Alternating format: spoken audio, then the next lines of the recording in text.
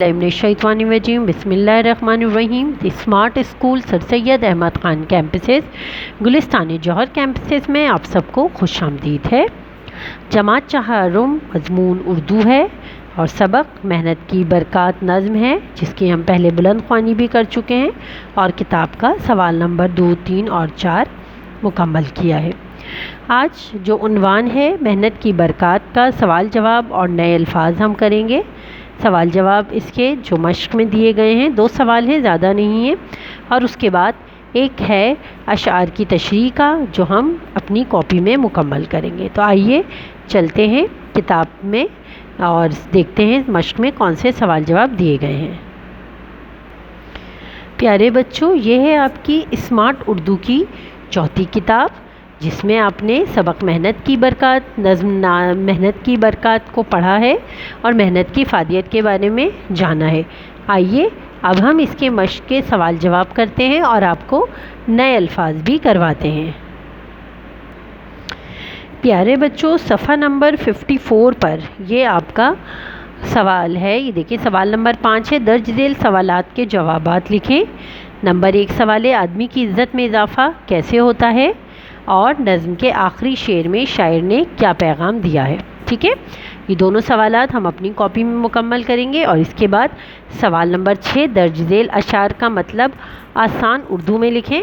तो ये भी हम कॉपी में करेंगे काम, और इसको पढ़ लेते हैं। क्या अशार दिए गए हैं। बड़ाई बशर को इसी से मिली है, बड़ाई बशर को इसी से मिली है, निकम्मी जो गुज़रे वो क्या ज़िंदगी है, जो मेहनत ना होती तिजारत ना होती, किसी कौम की शान व शौकत ना होती। जी हाँ, इनको हम आसान अल्फाज में लिखेंगे कि किस तरह शायर ने अपनी इस नज़्म में ये कहा है और क्या समझाने की हमें कोशिश की गई है। ये नज़्म का आखिरी शार है। चलिए आइए देखते हैं कि हम इसको किस तरह कॉपी में करते हैं। प्यारे बच्चों, आपको सबसे पहले मेहनत की बरक़ात का टाइटल पेज बनाना है और उसके बाद आपने दूसरे पेज पर मेहनत की बरक़ात के नए अल्फाज या ज़ख़ीरा अल्फाज लिखना है। सबसे पहले आप जमात का काम लिखेंगे, अपनी डेट डालेंगे जिस तारीख़ पे आप ये काम कर रहे होंगे।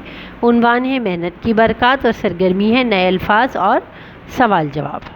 नए अल्फाज में जो हमने चुने हैं और किताब में से देख के लिखें जो आपको मुश्किल लग सकते हैं, उसमें है बड़ाई, गाफिल, फरागत, तिजारत, बशर, ख़बरदार, खेतियाँ, बेकार, निकम्मी, मेहनत। जी हाँ, ये तमाम नए अल्फाज हैं, ज़ख़ीरे अल्फाज जो मैंने आपको इसमें नज़्म से देखते हुए लिखने के लिए दिए हैं। बड़ाई है, गाफिल है, फरागत है। बड़ाई यानी कि किसी चीज़ की भी बड़ाई बयान करना, उसकी तारीफ़ बयान करना। गाफिल किसी चीज़ से बिल्कुल गाफिल हो जाना, उसको नहीं समझना, नहीं जानना। फरागत है यानी कि फरागत फुर्सत में रहना। तिजारत एक जगह से दूसरी जगह माल लाने ले जाने को तिजारत कहा जाता है। बशर, बशर से मुराद इंसान है। ख़बरदार, ख़बरदार का मतलब होता है कि ख़बरदार हो जाओ, होशियार हो जाओ। खेतियाँ, खेत की जमा है खेतियाँ, वो दिया गया है। बेकार बिल्कुल फ़ारिग़ यानी कि बेकार बैठना, कोई काम ना करना। निकम्मी, निकम्मा मतलब भी वही होता है जो कोई काम नहीं करता, निकम्मा उसे कहा जाता है। मेहनत, मेहनत करना, कोई भी काम दिल से मेहनत से करना, उसमें अपनी सारी कोशिश लगा देना मेहनत कहलाती है। कोशिश करना मेहनत कहलाती है। ठीक है, ये है आपके नए अल्फाज। अब आइए चलते हैं मुझे सवाल जवाब की तरफ। जी तो बेटा, आपका ये सवाल जवाब है मेहनत की बरक़ात के। ठीक है, आपने जमात का काम लिख के, डेट लिख के, फिर आपने शुरू करना है मेहनत की बरक़ात। सवाल नंबर 1 है, आदमी की इज़्ज़त में इजाफ़ा कैसे होता है। जी हाँ, ये सवाल दिया गया है, आदमी की इज़्ज़त में इजाफ़ा कैसे होता है।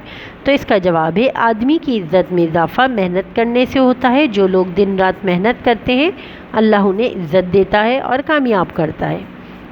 आदमी की इज़्ज़त में इजाफ़ा कैसे होता है। आदमी की इज़्ज़त में इजाफ़ा जब होता है जब वो मेहनत से काम करता है, दिल लगाता है अपने काम में। और जो लोग दिन रात मेहनत करते हैं, अल्लाह भी उन्हें इज़्ज़त देता है और बुलंद मकाम अता करता है, यानी कि उनको इज़्ज़त हासिल होती है।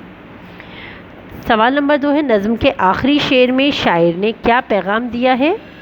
نظم کے آخری شعر میں شاعر نے کیا پیغام دیا ہے؟ چلیں آئیے پہلے دیکھتے ہیں نظم کا آخری شعر، پھر اس کے بارے میں جانتے ہیں۔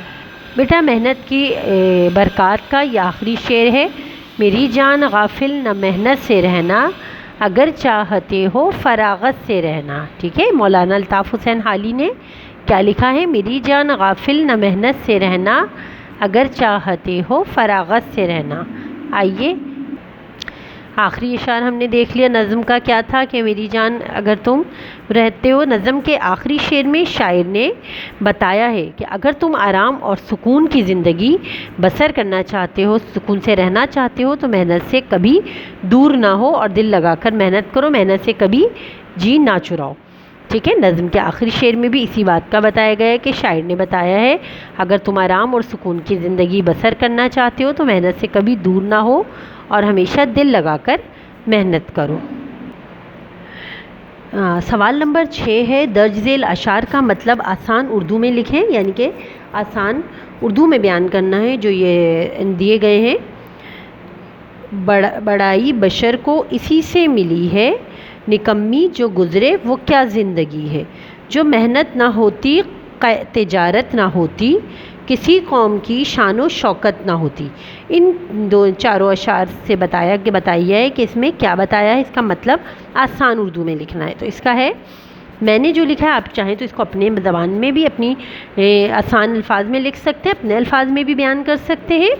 ان اشعار میں شاعر نے بتایا ہے کہ کسی بھی انسان کو بڑائی اور عزت محنت سے ہی ملتی ہے، کیونکہ محنت کے بغیر زندگی نکمی اور بیکار ہے، یعنی کہ اگر محنت نہیں ہے تو ہم بالکل نکمے ہیں، اگر محنت نہیں کرتے تو ہم نکمے ہو جاتے ہیں، بیکار ہو جاتے ہیں۔ اگر محنت نہ ہوتی تو کوئی قوم بھی ترقی نہیں کر سکتی تھی اور ترقی کی راہ میں اس طرح آگے نہیں بڑھ سکتی تھی جیسے تجارت کرتی ہے ایک ملک سے دوسرے ملک پہ، اور نہ ہی دنیا میں کسی ملک کی بھی ایسی شان ہوتی، نہ وہ ترقی کرتا اور نہ آگے بڑھتا۔ تو جو ملکوں کی بھی شان ہے، ممالک کی جو ایک دوسرے کی شان ہے، وہ تجارت، ایک دوسرے سے تجارت لین دین کرتے ہیں، محنت کرتے ہیں، اپنی محنت بتاتے ہیں کہ کس طرح وہ محنت سے اپنی چیزیں تیار کرتے ہیں اور ایک جگہ سے دوسری جگہ پہنچاتے ہیں۔ تو یہی وجہ ہے کہ اگر محنت نہیں ہوتی تو کسی بھی قوم کی شان و شوکت اس طرح برقرار نہیں رہ سکتی۔ ٹھیک ہے، تو یہی اس پوری نظم میں ہمیں بتایا گیا ہے۔ ایک دفعہ دوبارہ سے سن لیجئے، میں آپ کے اشعار کی تشریح دہراتی ہوں۔ بڑائی بشر کو اسی سے ملی ہے، بڑائی بشر کو اسی سے ملی ہے، نکمی جو گزرے وہ کیا زندگی ہے۔ جو محنت نہ ہوتی تجارت نہ ہوتی، کسی قوم کی شان و شوکت نہ ہوتی۔ اس کی تشریح ہے، ان اشعار میں شاعر نے بتایا ہے کسی بھی انسان کو جو بڑائی ہے، جو عزت اور مرتبہ ملتا ہے وہ محنت سے ہی ملتا ہے، اور محنت کے بغیر زندگی ادھوری ہے، بیکار ہے، کیونکہ اگر ہم محنت نہیں کرتے اور محنت کے بغیر زندگی گزارتے ہیں تو وہ نکمی اور بیکار زندگی ہے۔ اگر محنت نہ ہوتی، یعنی کہ محنت نہیں کرتے ہم، کوئی قوم بھی محنت سے جی چراتی ہے تو کوئی قوم بھی ترقی نہیں کر سکتی تھی، نہ ہی کوئی ملک ترقی کرتا اور نہ دنیا میں کسی ملک کی بھی ایسی شان ہوتی کہ وہ ایک دوسرے سے اپنا مال تجارت کر سکے یا لین دین کر سکے۔ تو یہی وجہ ہے کہ اس پوری نظم میں محنت کو ایک خاص اہمیت بتائی گئی ہے، محنت کی، کہ کس طرح ہمیں محنت کر کے کامیابی حاصل کرنا چاہیے اور محنت سے جی نہیں چرانا چاہیے، کیونکہ جو لوگ محنت سے جی چراتے ہیں وہ کبھی کامیاب نہیں ہو پاتے۔ ٹھیک ہے، آئیے ایک دفعہ دوبارہ سے دیکھ لیجئے جو بھی کام ہم نے کرا ہے اس کا۔ سب سے پہلے آپ نے اس کے نئے الفاظ کرے ہیں، یعنی کہ مشکل الفاظ جو آپ نے کاپی میں کرنا ہے۔ سب سے پہلے ٹائٹل پیج بنانا ہے، نئے الفاظ آپ نے کیے ہیں بڑائی، غافل، فراغت، تجارت، بشر، خبردار، کھیتیاں، بیکار، نکمی، محنت۔ ٹھیک ہے، یہ تو ہو گئے آپ کے نئے الفاظ جو آپ کو کاپی میں کرنا ہے۔ اس کے بعد آپ کو 2 سوال جواب دیے گئے ہیں جو آپ کی مشق میں موجود ہیں۔ آدمی کی عزت میں اضافہ کیسے ہوتا ہے؟ تو اس میں جو بتایا گیا ہے آدمی کی عزت میں اضافہ محنت کرنے سے ہوتا ہے۔ جو لوگ دن رات محنت کرتے ہیں اللہ انہیں عزت دیتا ہے۔ نظم کے آخری شعر میں شاعر نے کیا پیغام دیا ہے؟ نظم کے آخری شعر میں شاعر نے بتایا ہے کہ اگر تم آرام اور سکون کی زندگی بسر کرنا چاہتے ہو تو محنت سے کبھی دور نہ ہو اور دل لگا کر محنت کرو۔ ٹھیک ہے، یہ تھا آج آپ کا کام پورا، اور اسی کے بعد سوال نمبر 6 ہے جو میں نے آپ کو اچھے سے سمجھا دیا ہے۔ یہ اشعار ہے جس کی تشریح ان کو آسان الفاظ میں نے لکھا ہے۔ اگر آپ چاہیں، میں نے آپ کو اتنے اچھے سے سمجھا دیا ہے بیٹا کہ آپ اس کو خود سے بھی اپنے آسان الفاظ میں لکھ سکتے ہیں، ٹھیک ہے۔ یہ آج کا آپ کا کام تھا جو میں نے آپ کو کر کے بتایا ہے کہ کس طرح آپ نے کاپی میں کرنا ہے۔ امید کرتی ہوں کہ آپ سمجھ گئے ہوں گے۔ اپنا بہت خیال رکھیے گا۔ اللہ حافظ۔